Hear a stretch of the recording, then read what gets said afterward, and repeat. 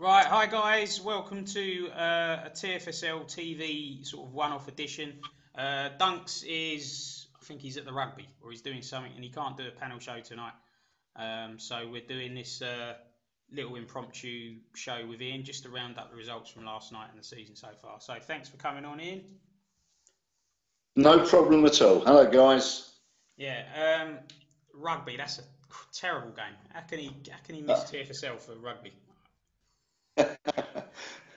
I don't get it. Never did understand. I always used to think when all those guys were in the scrum, they were talking about me.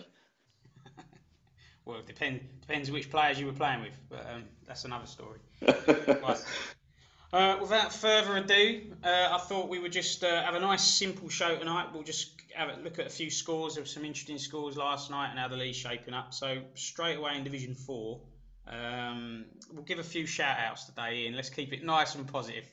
And, okay. Because I know what you're like. You're a bit of trouble, you are. So I want nice and positive. I'll do my best. Top of the league is Ross County, and they are managed by Liam, who I've spoke to a few times. Seems a nice chap. And Ross County, what I can tell you about them is they are not one of the highest rated teams in the division. So they have had an unbelievable start. So well done to Ross.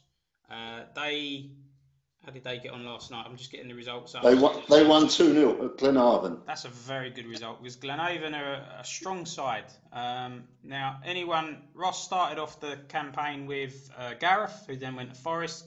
Then Nick stepped in and then he got his move to Burnley. So Ross County has sort of been passed around a bit. So it'd be interesting to see if they can have a bit of stability now. But all three of their managers have been good ones. So that is a club doing it. And they've all gone on to great things. And Joe Rule's got both goals, so he's obviously doing well for him. Joe Royal? Joe Rules. Oh, Joe Rule. Yeah, I was going to say. Rules. Is he still around, Joe Rule? Right. Then, obviously, I won't dwell on this too much, but there was a big game in Division 4 yesterday, and it was Wrexham and my side. And on this occasion, I came out as the winner. But I just want to say what a classy guy Pablo is. He put a nice post in the Facebook group, and I'm sure he'll be up there in the season. So that's all I'll say on that. Yeah, good result for you, Rob. Yeah. Yeah. Now that's all I'm going to say as well. Yeah. So obviously because of that result, that meant Wrexham, who were top of the league, have sort of just dropped down to third. But as you know, it's very tight with those three teams on 15. I think Cork City under Billy have made an excellent start, as was predicted. They're one of the favourites to be right up there. They've got a very strong team. And Falkirk got a very good result last night, 5-0 away at Shamrock Rovers. That's probably the standout. Well, that's the standout score of Division 4, because Shamrock had a reasonable start. Had Shamrock won, they'd have been in the playoffs. So that was an absolute hammering. So well done there. I never know if it's Daniel or Richard. Because he's got one name for real life and one name for Facebook and one name and one name for Soccer Manager. I don't know, is it Daniel or Richard? But whatever it is, he's a really nice guy. He's the American guy. Oh right, yeah. Okay. And he has an SM name and a Facebook name. Oh right. Okay. Well, when I had an SM name and a Facebook name, it became a bit complicated. So I just changed my own name. Yeah, but your SM name was just ridiculous. It was a mixture of Spurs managers, but he's actually got realistic names, so they could. There you go. Each to their own. Each to their own, right. Kilmarnock are up to 5th, the new manager. Doing a good job. Yeah. Two wins and a draw, is that? Now, Chimezi. I hope I pronounced that right. Chimezi. Yeah, he was my match of the day on last Thursday. Well, it was my match on Sunday, which he won, and I predicted he would win 2-0, and he won 2-0. So that was really good. Now, Kilmarnock would have been probably everyone's title favourites at the start of the season, or one of them. Hammer was expected to take them up, and obviously Hammer departed. The new guy came in. The squad had lost their first couple, or hadn't won in the first couple, and he had a lot of players on TB, so he was limited what he can do. But he's come in, he's got stuck in, and he's doing well. seen him yet? Has he managed to do put anything up socially active? Yeah, little bits. Not he Has hasn't he? yeah, he hasn't set the world alight, but he's done little bits in the Facebook, but purely on his SM. No, well, yeah. Well, credit to him. He's doing really well. Yeah, he is. Now, well, I suppose Ross County had a surprise package. People tipped Dundee, Wrexham, Cork, Kilmarnock. Rotherham under Warren going along nicely in the playoffs. Burton Albion just outside it. Glenavon and Coleraine are two solid teams. And I'll give a shout out to Bohemian under Danny Cogger. They're having a great season so far. Yeah, doing really well, yes. Especially after last. I'm a bit wary of Andrew Flint at Burton because when the Russian review comes, Burton Albion are going to be a different animal altogether. For those that don't know, Andrew is a football journalist who lives in Russia, so he knows his stuff. Yeah, I've seen a couple of his videos. He certainly does seem to know his stuff, and I'm sure a lot of re-rates. Yeah, so Burton could be a very different animal quite soon. And then one team probably not had the start they would have wanted, let's be honest, and that's Motherwell under Ball. Motherwell were tipped to be one of the hot favourites, and it's very early days, so no panic, of course. And they're only a win outside the playoffs, but they're just outside it at the moment. They got a 1-0 win last night over Scunthorpe, so yeah, keeps them going. Dundee United, I think, are going well under Vag. And I just got a message from Liam, the Ross County boss. I'm just gonna you carry on talking here because I'm going to send him a message and see what he says. Okay, so Dundee United, they drew last night at Cork City, 2-2, and Defoe got both goals for Cork. Nice to see him still scoring some goals. Very good, yeah. I think I was just going to say Dundee United under Vag. I think are going to go in the right direction, but it'll be a slow build there. St Johnstone is a tough gig. They've got a new boss, St Johnstone, and that's Jeff Smith after their other manager left. Okay, and what happened with Albion this morning? Because was it just a change of account? Yeah. He said he was going to do that. Crusaders, my old team, are struggling a bit. Hopefully they'll be okay. Falkirk hadn't won a game prior to that. So really? Wow. So hopefully they'll be up and running now. St Mirren under Albion are struggling a bit. But I think St Mirren have got a very healthy squad coming along. Yeah, he's got some really good youngsters there. Yeah. And then Partick under Graham are struggling. Scunthorpe are also struggling. And obviously Dundalk at the bottom under Michael struggling. But a shout out to Graham, who always posts win, lose or draw. I've been really impressed with him just as a guy. And Michael, the manager of Dundalk, come on and did a vid with Dunks in midweek. And I thought he come across really well. It was really good. Yeah. And you broke Wrexham's very long unbeaten run. Sorry about that, Pablo. I've got to mention, well, it's his first defeat of the season. He won straight, so credit to him. Right, on to Division 3. Well, I say this to girls quite a bit, but top or bottom? Where should we start? We'll start at the bottom. All right, then. At the bottom, oh dear. Well, bad news for Richie. What's going on with Richie in Blackburn? Are you surprised by that? Totally. I thought he'd be up in the top this season. He told me not to mention him. Well, after such a good escape last season, and knowing that he's a good manager, I thought he'd be up in the top 6 at least. No. Yeah. What I will say is it's 6 games. It's a long season, and I know that Richie will be turning it around. He won't be happy with this. Yeah. No. As won't be Ash at Shrewsbury. Not a point yet. No, that's hard, isn't it? To keep losing and to keep posting and being positive and upbeat, because I think Ash, in terms of the social side, is just unbelievable. So I'm kind of I know what that's like only too well. But yeah, for a guy who's put so much in, it's a shame he's stuck at the bottom. But hopefully things will change around. Unfortunately, being a realist, Ian, I think Ash is in for a very, very difficult season. I predicted that start of the season, and nothing changes my mind. I would absolutely love Ash to go on a winning run and get out of it, but I think it's a hard gig, and it could be that Shrewsbury go to Division 4, find their level, and he builds from there. I don't. Yeah. Because they're not a big club, so that's the reality, and there are big teams in that division, so it's hard. Yeah. Hamilton are the Division 4 champions, but they are in the bottom three. And my worry for Ahmed and any team that does what Ahmed did is when you go hell for leather for promotion with an old team, you're gonna run into a brick wall at some point. And to be struggling this early on with quite an old team with very little in the way of resale, I would be worried.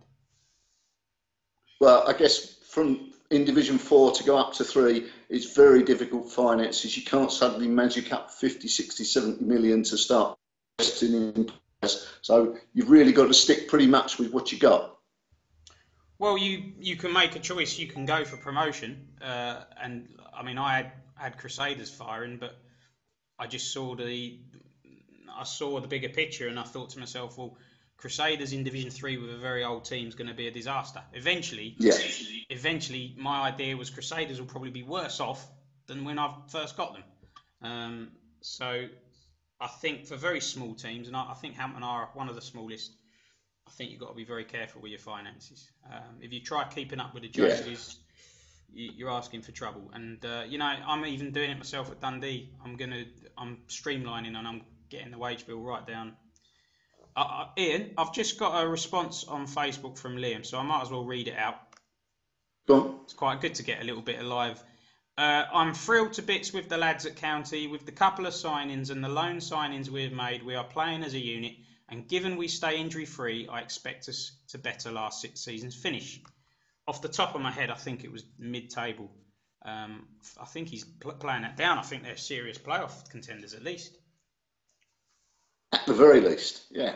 But if he was to get Ross County in the playoffs, I think he's overachieved. Right, Wigan Athletic, I felt were disappointing last year. Definitely second half season under Terry, who's a good manager. They haven't won a game in 6. They're just outside the bottom 3. And Hull City come down from Division 2 last year, are struggling as well. Are you surprised by that, Ian? Yeah, I'm really surprised at Hull being down there. That they should be another team that should be up in the top 6. Given the players they had and the squad they had, they should be up there challenging. Yeah, it's not as cut and dried as you'll get relegated, so you'll go straight back up. Every division is competitive, and I think some people don't realise how strong. Ian, we'll come on to you and some other teams in Division 2 soon, but honestly, if any of the big teams in Division 2 were to go down to Division 3, it wouldn't be a foregone conclusion to go back up. No, I understand that, but bearing in mind he got relegated in season 1, and so he started with a pretty good squad compared to what Divisions 3 and 4 had to start with. Yeah. Assuming he kept the majority of those top players that he inherited, he should be a lot further up the table than he is. I'm not suggesting he should perhaps promote, but I certainly would have thought that Hull City would have been challenging in the playoff positions. Well, in terms of rating, his side is decent, but it's as good as some Division 2 teams, to be honest. And in Division 3, it's one of the better teams, but it's more about. He did add some older players in Leighton Baines, Guerrero, the Turkish lad Inan, Aaron Hunt, but he's also got a lot of young talents. Cody's, Saraccio, Amian. He's got Weston McKennie, De Jong, he's got Guendouzi on loan, but he's got some excellent young players. He's got some. Problem is, can he afford to wait for the rises, or is he, by the time they rise and start hitting the numbers he wants them to, will it be too late for him? Well, I think because I look at some of them. He almost got away with getting out of trouble last season, didn't he? Yeah. Had a run where he started to put some results together and almost saved himself, but it was a little too late, wasn't it? Yeah. Frankie De Jong is an amazing player. I mean, he's going to hold on to him for sure. So you know, there's Yeah. him going to Barcelona. I think. Well, you think he'd get a 4 or 5 rise, wouldn't you? Yeah, and just you know, it's like the lit at Ajax. These players are just they're nailed on, aren't they? They're going to be top players. Yeah. But if you've been relegated, there's going to be scrutiny on anybody who's been relegated. But if you've been relegated and you're struggling again, I think the pressure starts to increase, for sure. Yeah. And the same goes for Gino at Sheffield Wednesday. Yeah, and again, I think a lot of people might see Gino in the same sort of way they might see Ash. If you've got quite popular guys in the game world posting and active on in the social side, you know, there's a natural tendency to want these people to win. I know a lot of people didn't want Gino to get relegated last year. Yeah. But if we're commenting basically on the results weren't good enough, hence why they got relegated. And 6 games in, 3 losses, below mid-table. You know, Wednesday and Hull are 2 big clubs in that division. Yeah. So plenty of time for both of them to turn it round. And I think, and maybe... Yes, the season's still young, isn't it? We're only 6 games in, so, you know. Yeah. And Gino had a win in his last 2 games, so there is some improvement there. And I think Hull, with the ratings reviews that they will have, they should definitely fare better as the season goes on. Livingston, another promoted team, a sandwich between those sides. I think if Livingston stay up, they've done okay. Hibernian have made a slow start under Dunks. I did predict they might struggle, but they did get a win last night. And yeah, the big Shrewsbury. Yeah, and I think Hibernian will be a different team second half of the season. So I think Hibernian will be top half. Yeah. He's also got a lot of prospective risers there, hasn't he? He's like yourself, quite astute with the youngsters that are going to add value. So yeah, I tipped Barnsley to win the league based on their end of season form, and so far that doesn't look like happening. They've lost 3 of their first 6 games, which would indicate that the league's got tougher. It's got harder. Yeah. I'm sure it has. Say that again, Ian.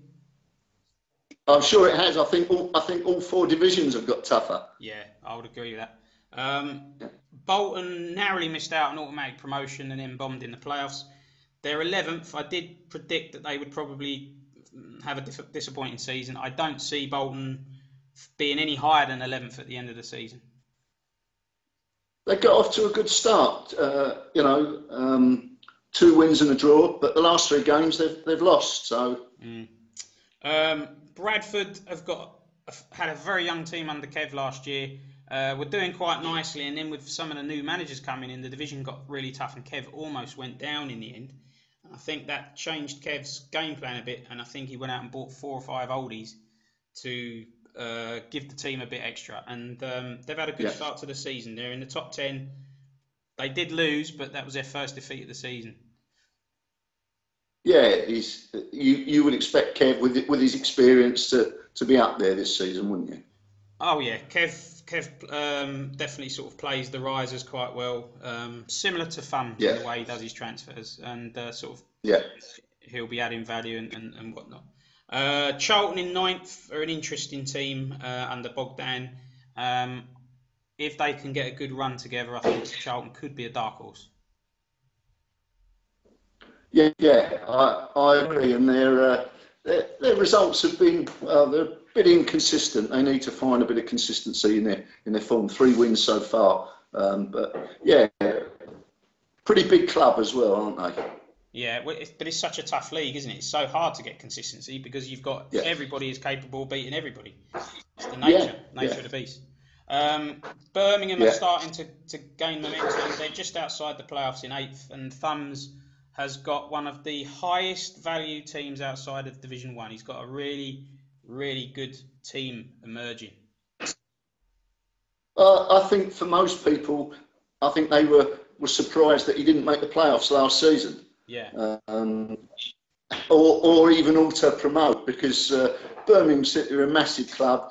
I know in real life they've had their struggles, but, I thought he inherited. I think Birmingham was probably, if you didn't get a Division 1 club, I think a lot of guys would have liked to have had Birmingham City as their club. A very nice gig, a very nice team in Division 3 to start with, because you've got the extra value, and then you've got the stadium as well. They bring in more money than other teams. And then if you've got a manager that's constantly in the forum and checking out the latest risers, you can quickly add value like Thumbs has. Yeah, I agree. He's starting to put the results together. It wasn't the best of starts, 2 defeats out the first 3 games, but he's 2 wins and a draw since then. So I would expect him to be one of the promotion challengers this season. Yeah, and then we've got Portsmouth and Plymouth. Portsmouth under Snake have vastly improved. They've signed a few oldies, and Plymouth under Andy Martin are in the playoffs. They've had a decent start as well. Both lost yesterday. Both lost, but have had overall decent starts. Very impressed with James Logan at Aberdeen. They sort of just tailed off towards the end of last season. I'd like to see Aberdeen be up there. It'd be nice to see them in Division 2. Give a bit more diversity to Division 2. Well, I don't know too much about Scottish football other than Celtic and Rangers, but I think they're probably the 3rd or 4th biggest club in Scotland. I would say Aberdeen are the 3rd biggest team in Scotland. If I was asked, that would be my tip. I mean, they've got a... So you would expect them on that to be up. It's certainly into Division 2 anyway, wouldn't you? That's probably where their rightful home is. Yeah. Ian, I just want to apologise to anyone watching, because they might see me and you, our screens keep coming in and out, and apologies for that. It could be quite irritating, but we're doing our best. In 4th, now this really surprises me. Peterborough United, I tipped them to go down.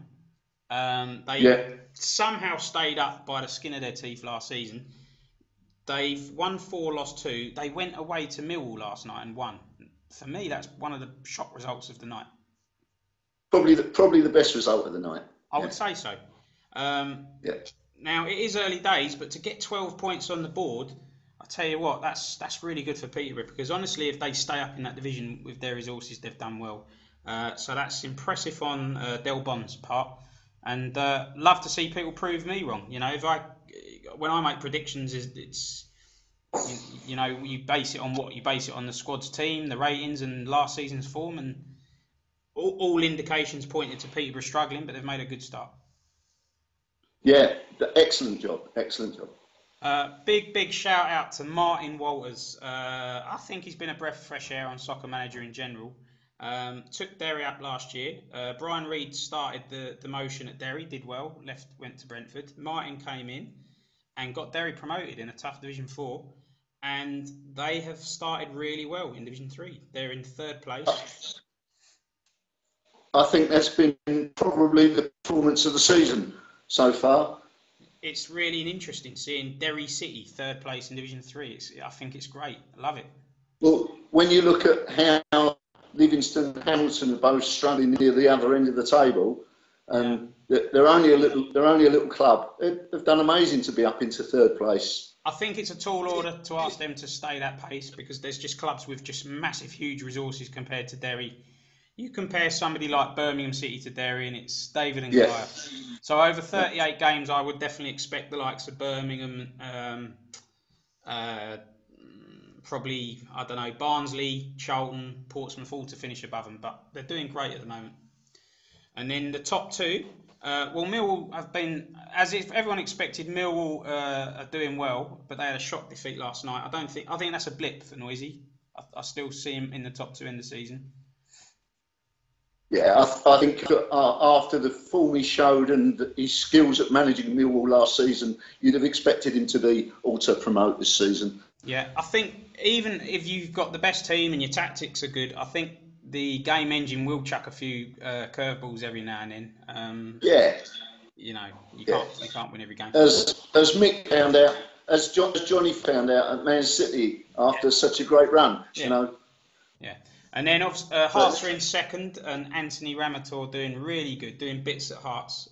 Didn't expect Hearts to be in the top 2 at this stage, but that top 6 is quite surprising to have Hearts, Derry, Peterborough in the top 4. I'm surprised by that. But it's early days. Yeah, I agree. And, you know, I think Millwall were the one club last season, towards the end of the season, that 78 managers or 77 managers were willing on to win every game. Yeah, because you like to see an underdog story, and For sure. And I mean, he did such a good job bringing them, trying to keep them up. You know, I mean, considering the position he took them over in, you know, it was a great effort. Right, Ian, this is going to be painful, mate. We're on to Division 2 now. I'm used to pain. We'll start at the bottom. Brentford are under Brian Reid. Now, Brentford have got a very, very young team and are a small team. Brentford, for me, are going down. I think even Brian accepts they're going down. But I think what Brian's doing is he's thinking long term and he's putting in good foundations for the future. Their signings have been vastly improved this season. So I think Brentford, for me, are going to really struggle this season. I think they did well to get where they finished last season. I think they finished sort of bottom half of mid-table. I think it was a good achievement. Yeah, unfortunately, I think this season is going to be too much. Sunderland went up, but are finding life in Division 2 quite tough. They're still without a win in 19th under David. I'm surprised. I'm surprised at that, because with their gate money, I mean, Sunderland are huge, aren't they? You know, massive gates every week. They are. Must be generating some fairly decent income. You know. All right, Ian, we got you on, so we might as well just put you on the spot. You're in 18th place, 1 win, 5 defeats. How would you assess that so far? No, it's not good enough. I started the season with a win, and I thought, here we go, it's a good start. And then I've had 5 defeats. Did you have 5 defeats last year? It really is tough. Yeah, I was in this sort of position, and then I changed my formation to something that I won't divulge, because everybody on the play will know what I'm doing. And last season I beat most of the top clubs. I mean, I've had a look. I beat Stoke City twice last season. I beat Norwich 5-0, and I had really freakish results that sort of moved me off the bottom. And then with the formation I was using, I got beaten a couple of times, so I reverted back to some other formations. Yeah. Well, I think it's time to start taking some risks. Ian, realistically, where do you see yourself coming? Where do you want to be this season? Realistically, I thought I'd be in the top half with an outside chance of the playoffs. And to be where I am, I'm disappointed. But you know, there's no excuses other than the fact that I'm still new to this game, to SM. I think I've been here for a year, and the first 7 or 8 months I spent playing in leagues where I didn't know anybody, and you know, it was a faceless league, and this is tough. There's no doubt about it. I'm finding it tough, but I'm learning as I'm going along, and with some help from other guys, yourself and Dunks and a few other people, you know, slowly I'm getting there, you know, and hopefully I'll keep them up this season. I'm doing wrong this season, I can build on next season and rectify. Okay, and fair enough. At least you've been honest there. Can't fault that. Just above you, I'd argue an even bigger team, and that's Aston Villa. Are you surprised that they're struggling again?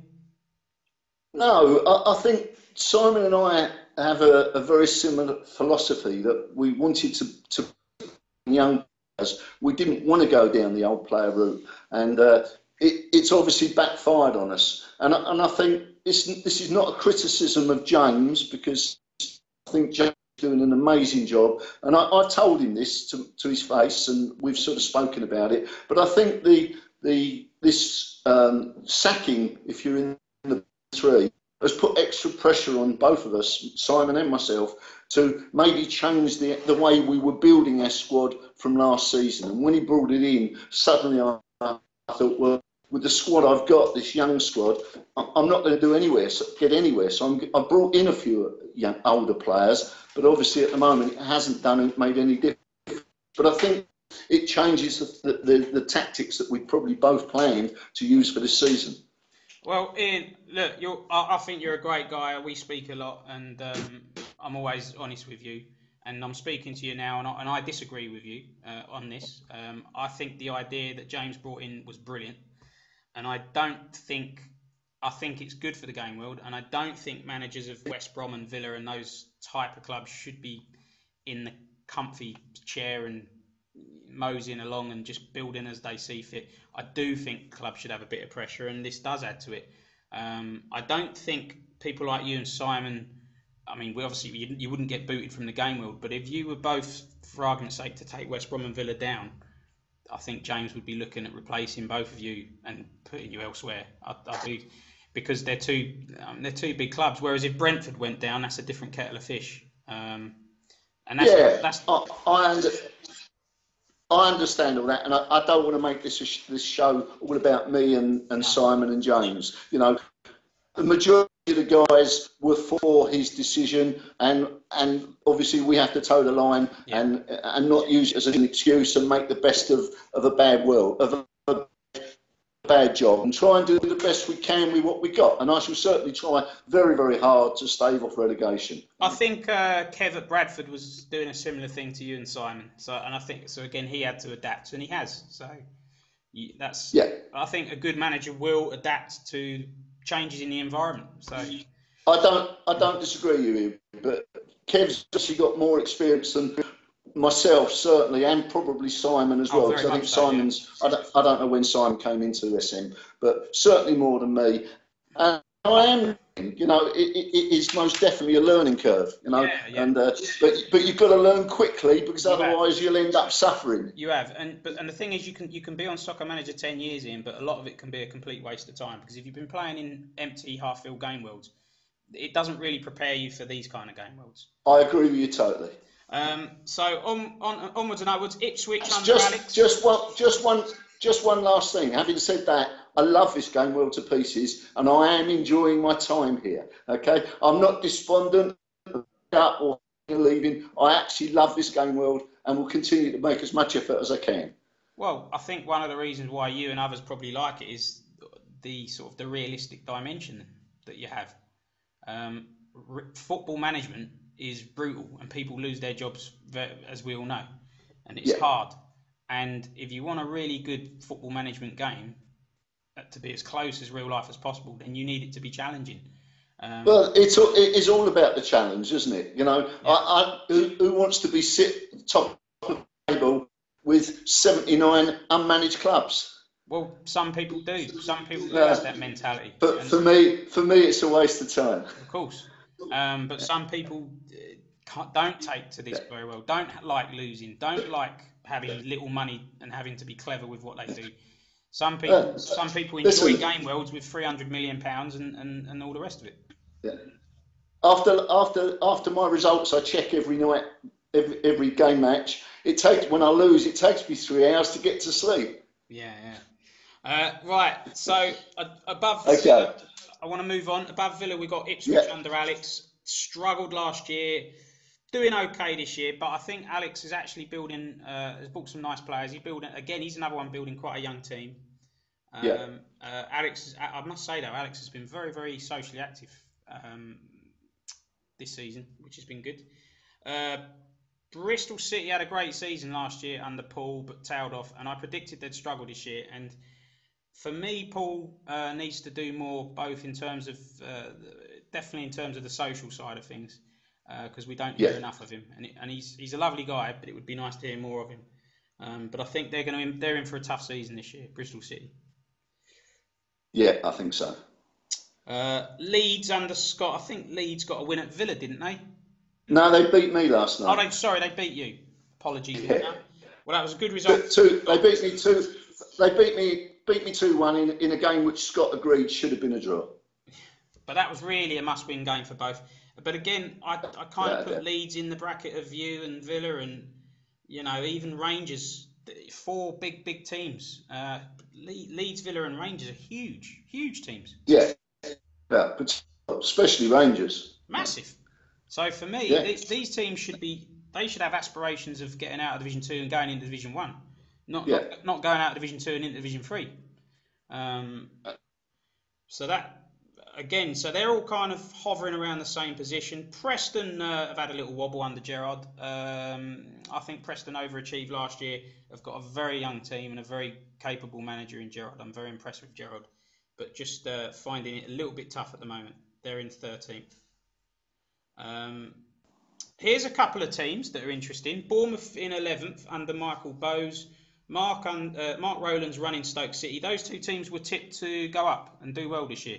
And they're at the moment they've won 2, drew 2, lost 2. Yeah, well, Bournemouth didn't they double their ground capacity? They did. Yeah. They beat Sheffield United last night 2-1. You would have thought with the double gate capacity now, you can't really complain that they're not getting the finances coming in, because now they've still not got a huge ground gate, but they're now starting to get finances coming in. This is interesting. They got a 24,000 sellout yesterday, so that was good. Well, that's the same as on, so that was good. So you would think Bournemouth would be higher up the table. Well, again, it's early days, but certainly Bournemouth and Stoke will be keen to get higher up. Sheffield United have started quite well under Hutley. Yeah, he's had some good results. Yeah. This is a manager that I think could be earmarked for a bigger job in the future, and that's Greg at Middlesbrough. I think he did very well at Borough last season. Yeah, he got beat in the playoffs last season. Yeah, so was unlucky there. Yeah. Yes. And again, they've made a solid start, and they're just hovering around that playoff area, and I think they'll be up there end of season. They've had a bit of a wobble in the last. They started well with 3 wins, but 2 wins and a draw in their last 3 games. So. All right, and then we've got. This is a manager that's impressed a lot of people. QPR, Niku. If I pronounce that wrong, I apologise. Doing really well. Yeah, he's a great guy. Just really nice personality. Always posting and whatnot, and doing well with I think quite a small team in Division 2. Yeah, I think he's doing really well as well with QPR. Yeah. Reading came up last year, stormed Division 3 to be honest, and they're in the top 6. Are you surprised they're doing well again, Ian? No, not at all. No. From what I can tell you about Cam, Cam is a very tactically strong manager. Yeah. I would have said of the 3 that came, I would have said they'd be at the top of them, which is obviously wrong, but I would have thought they'd be at the top of the 3 teams that came up. Well, when you would have made that prediction, you wouldn't have known what Southend were going to do, and we'll come on to them in a minute. No. Yeah. Norwich and Swansea, in my opinion, if these 2 teams were ladies, you would be casting envious glances at them, because they are both very, very attractive squads. 2 of the best. Norwich didn't get off to the best of starts either. No. After the games, they were bottom or 1 from bottom, so James is putting together a good run there. But Norwich and Swansea, I think, have got 2 of the very best squad builders, which I believe is a compliment when I use that term, in TFSL. These 2 really know their stuff and how to add value. They're kind of 2 guys I would look up to in terms of how to build a squad. Well, you'd think both of them will be certainly in the top 6 again this season. They were both unlucky in the playoffs last season. Yeah, but I think that if Norwich and Swansea are in and around the playoffs, they're doing more than well enough. I just think there's much bigger teams in that division. One of them is Brighton, who have come down and they've got a strong powerhouse team. They're in 3rd under David, doing fine. Yeah. Big shout out to Richard at Crystal Palace, because they've come down. I didn't think Palace would go back up, but at the moment they've proved me wrong. They're in 2nd place, and they look good. Yeah, he's had a good start. 4 wins, a draw and a defeat. He's doing well. And then of course Glenn is top of the tree with Southend. Nobody knew who he was going to buy. He's gone out and spent, and I think he must have got 50 million investment, because he's gone out and blown a fortune. He spent it all on players I wouldn't have bought, but having got promoted, he's top of Division 2. So how can you argue it, or can you argue it?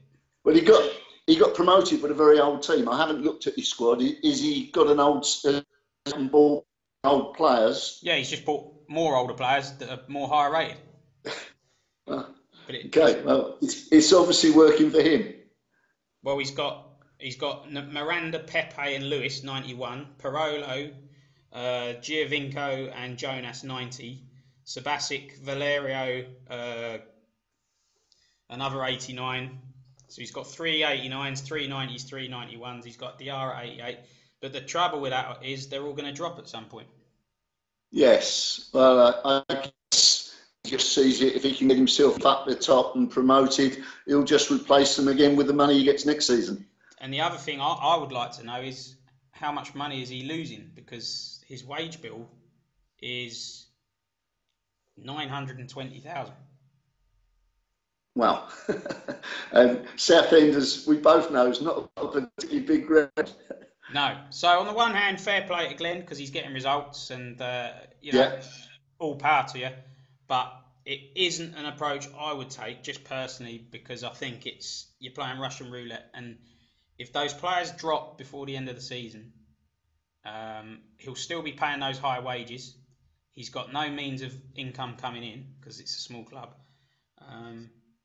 So what's the long-term plan? What's the long-term plan? That's what I would know. Maybe his plan is that he'll be in debt and he'll get promoted, win 50 million, and that'll clear all his debt and still leave him some money in the bank. And if it goes up, it works a treat, doesn't it? Yeah. The problem is if it doesn't go up. Well, I guess he's confident that he'll repeat what he did last season and go up. Well, good luck, Glenn. As I say, it's not an approach I would do, but I'm not judging you because at least you're getting results on the pitch. Well, on to Division 1, and we'll start at the bottom.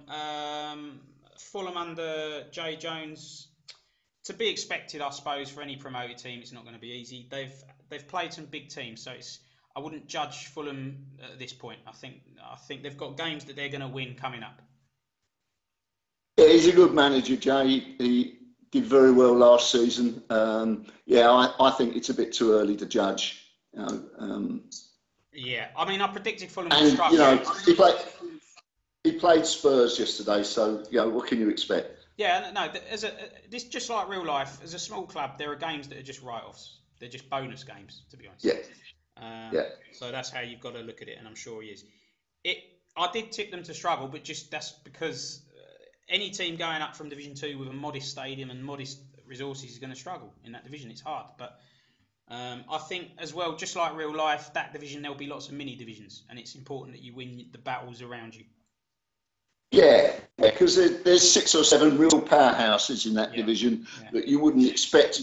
Other than losing to the top 6 or 7, you wouldn't expect them to lose too many games the rest of the division, the next 13 clubs. So you're right. I guess it's probably 3 divisions in itself. There's the top, there's the guys in the middle, the Newcastle to the club, and then there's the teams that are going to be struggling down the bottom. Now, Derby, again, same boat, similar position. Got a new manager. Etienne, by the way, first class for the game world. Big shout out for him. But I do see Derby struggling as well. Yeah, and again, yesterday played Liverpool. So, I don't think, realistically, he thought he would get anything out of the game. Yeah, then the other team in the bottom 3 would be a surprise for some, and that's Anthony Roach at Huddersfield. Are you surprised by that? Really, really surprised. Really surprised. I just hope after last season's heroics and what he did, you would have thought Anthony would have been back up there. But he did get a very, very good yesterday at home with Chelsea. Sorry, Ian, we missed that cut off. He got a very good what? He did get a good result yesterday. Shows some improvement with a home draw against Chelsea. Yeah, that's an excellent result. I think, obviously, we just all second, what everyone's been saying anyway, that we hope Roachie's just sort of on the mend and recovering, and I certainly wouldn't want him in the bottom 3. I'd like to see him get out of that trouble, and obviously in real life, wish him all the best as well. Yeah, I second those thoughts. And again, unfortunately, the 3 promoted teams are in the bottom 4, and Gareth with Forest, again, it's going to be a struggle, being realistic. Yes, and his game yesterday against Leicester City that you think he should be really trying to take a point off, but I think Gareth's a good enough manager to stay up. Yeah, I mean, Leicester have got a lot of quality there, so that actually would have been a tough game. Another team that stayed up somehow, some sort of miracle last year, but I predicted them to go down, and that's Kevin at Wolves. They've actually done okay. They've got 5 points on the board after 6 games, but they did get a tonking yesterday. Yeah, well, I guess he expected it at Man City. Yeah. Again, Johnny got off to a terrible start, but he seems to be putting the results back together again now, doesn't he? So then we're looking at, well, Burnley just above, and Burnley were in the bottom three, but they played Arsenal yesterday. Now, Nick Justice is probably one of the best. We talk about James Murray and we talk about Daniel Hughes. Nick Justice is renowned for being a squad builder. I think for years has never bought a player over 25. And certainly Mick is renowned for building teams as well. So that was almost like the clash of the squad builders yesterday, and that was Burnley v Arsenal. And Nick came out on top. Were you surprised by that? Yeah, I was surprised.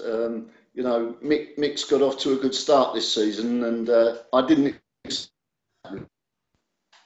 You cut out there, Ian. Sorry, can we get that again? Yeah, I said Mick's got off to a good start this season, and I certainly didn't expect him to lose that one. Yeah, but these things can happen. But great result, obviously, for Burnley. I'm sure Nick was delighted with that. Yeah, excellent result. Leicester, I think, have got a good manager and a good side. Unfortunately, Dario doesn't really embrace the social side of it, which is a shame because he's a nice guy. I've spoken to him, but he is a very, very good manager, and I think Leicester have got a decent team for the future. Watford worry me. Antonio, the lovely Portuguese manager, had a very old team last year, and I think he's tried to change things. But the thing with Antonio, I think he's got 9 players out on loan. And I've said to Antonio, Antonio, what are you doing? You know, because you're not a big club. You can't be giving 9 players out on loan. And 9 players worth a fair bit of money as well. Yeah. The trouble is some of us have this problem. We do get attached to the players we've got, and that's one of my big problems. Is that I do get attached to the players and really don't like to sell them. But this is what I don't understand with Antonio. Watford have got £30 million of talent on loan, right? Yeah. Surely those 9 players he could have used for cup games and as fringe players. I really think he's set himself up to struggle by that decision alone. Yeah. All power to him for being so generous and kind. I think he's an absolutely lovely person, but I just worry for him, for his sake, because he can't get those players back now. They're good. I must make a note that he's very good with his loans for next season when I'm in Division 3. Well, yeah, I don't like to see people take advantage because he's a very, very... but that is a lot. And I hope that next season I think it's a learning curve, and I think Antonio next season has got to be a bit more selfish, to be honest. Yes. You know, you don't see any club loaning out 9 players, but Watford in Division 1, one of the smaller teams, it's crazy. Yeah, it is crazy, yeah. Then we're moving on we're getting into the higher reaches. Southampton under Furt, doing okay. Furt, similar sort of manager to Dario, builds in a similar way. They're doing fine. Lionel at Cardiff, I think, is really impressive in TFSL. I thought I did that as my match of the day yesterday and thought Celtic were going to win that one because they've got a much stronger side, and I think Cardiff had two of their top players out injured. So it was a good result to get a draw yesterday, and yeah, he's doing really, really well this season. Yeah. Now, I'm going to give you a clutch of teams, and we can talk about them as a group, right? And they are Everton, Newcastle, West Ham, and Celtic. And I see similarities with all 4 teams. I think these 4 teams, they've all got really good, passionate fan base, loyal support, especially Celtic. But all 4 have got good revenue streams, and any one of these 4, if they're managed properly, could present a serious threat to the Big 6. Definitely. I would say West Ham under Michael Hudson, I think, probably he's got off to a much better start than he did last season. He was really struggling last season. I was just going to ask you, Ian, out of those 4 clubs, which of those 4 clubs this season potentially could threaten the top 6? I think West Ham and Celtic. Well, I agree. Because Newcastle for me were one of the surprise packages last year, and I think Ross is doing fine again. I think Ross is good tactically, but I think it's going to be hard for Ross to even match what he did last year. So if he gets close to that, he's done well. Everton under Andrew Lane, for me, Andrew's another squad builder. Andrew buys. I know a story about Andrew. It was a long time ago, but I remember selling a player, and he was going to rise because I was wet behind the ears. I didn't know what I was doing. And he messaged me because this player was coming up off a TB, and he said, "Rob, that player you sold, he's in for a rise." and I'm going to bid for him unless you would like to buy him. And I said, Andrew, that's really kind, and I did go up, got him back. He was a Swiss player, and that stuck in my mind. He's a decent guy, he's a good guy, and he knows his stuff with building teams, and I'd like to see him do well at Everton and push him on. Yeah. But I do agree. I think West Ham were awful last year under Michael. But I think partly, although they actually finished strongly, partly because Michael's got a really good reputation, so people expected more. But I think he's got West Ham in 8th now. That's really good. And Celtic, he started to buy some big names. He brought in Cavani and a couple of other big names, and that got him in trouble. And what about Johnny? He looks like he's building on that. Johnny at Celtic, I think, is buying really well. Yeah, well, he took a while to settle in last season, didn't he? Yeah. Well, he only joined Celtic about halfway through. Well, to be fair, I mean, he was Burnley manager and he was overachieving with Burnley. The Celtic job came up. Celtic were lower than Burnley in the league table, so Johnny actually was quite brave because Celtic were in a dogfight. And he left the comfort zone of Burnley and he went to Celtic. To be honest with you, it was an opportunity too good. And he took it. And I think Johnny is probably looking at that Celtic thing and thinking, I've got a chance to break into that top 6 in the next couple of years. Yeah, I think next season he could be putting some real pressure on the top 6 teams. And some real pressure. He's already got some good results this season. Do you think for TFSL that would be good to have a Scottish team? It would be fantastic. I think the teams that can start to disrupt the top 6 can only be good, because there is a huge gap between some of those teams and the teams in 7th, 8th. Gaps in the squad values and gaps in the ratings of the players, and I think the more teams that can start to disrupt that, I think that's got to be good. Yeah. So I think to put some of those top managers under pressure. Definitely, yeah. And then with the big 6 are occupying the top 6 already. No surprises. In your opinion, who's going to be in the top 4? Who's going to win the league? Now you have put me on the spot. I have, haven't I?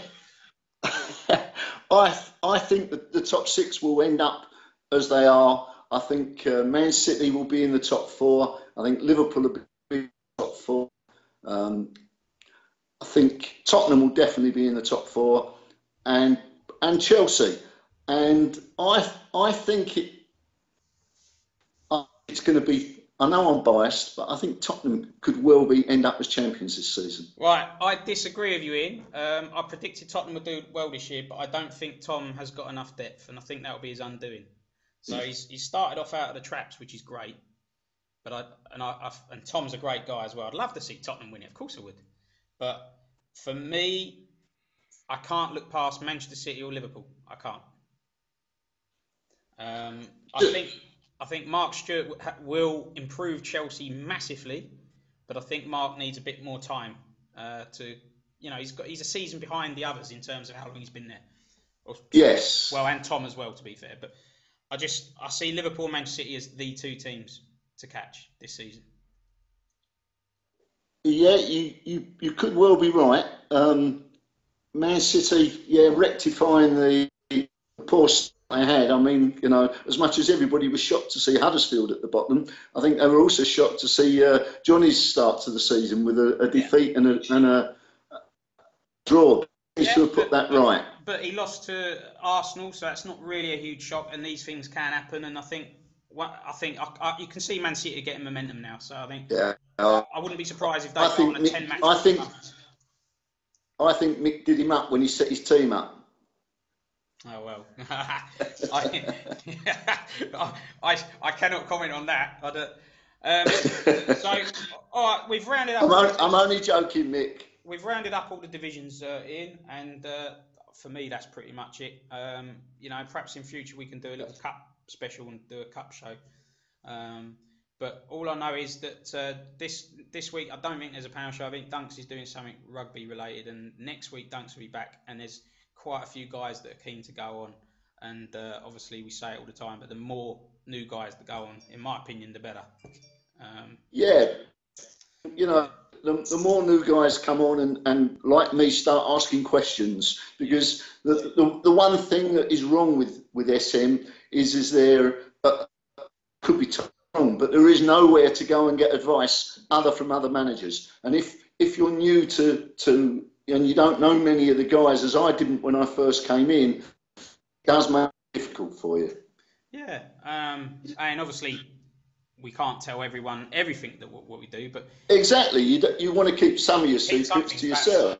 You know, I've had people help me in my 2.5, 3 years on SM, and I try and help people that I like. I don't help everybody, but I help people that I like, that I think are good guys. I look at a game world as something to look after, and when you get good people in there, you want to keep them happy and keep them in the game world.